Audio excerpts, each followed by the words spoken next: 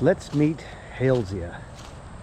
Halesia is a small tree that grows on stream banks, alluvial floodplains, bottomlands, things like that, down along the coastal plain. We have two species in Mississippi, Halesia carolina and Halesia diptera. They differ in the structure of the flowers. As you can see, this one is in full bloom. For Halesia diptera, the flower petals are separate almost all the way down to the base, at least over halfway to the base. And for Halesia carolina, they are fused together almost to the tip of the flower. This is Halesia diptera.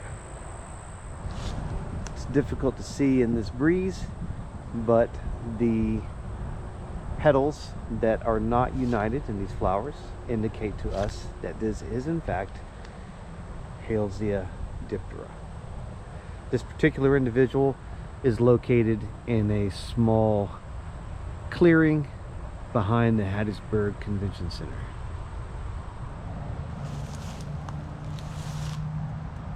There are two subspecies for Halesia diptera. Halesia diptera variety diptera, which is the one that we find most often in Mississippi. And then there's a larger flowered variety, Halesia diptera variety magniflora. These trees are approaching the end of their bloom time, and what will happen next is they will form a fruit that has two keels or wings along the edge of the fruit, which is where the name diptera comes from.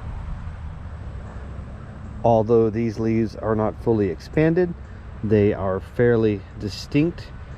They are broadly ovate with some prominent serrations along the margins. They are often inequilateral. In other words, one side of the leaf is not exactly shaped like the other side.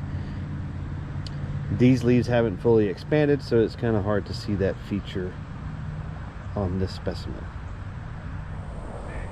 Halesia bark is fairly distinctive in that it has vertical fissures and ridges. It can slightly resemble sourwood bark, oxydendron, but the fissures are not as deep and the ridges are not as broad. There is sometimes some confusion as to how to pronounce the genus. Some people pronounce it Halesia.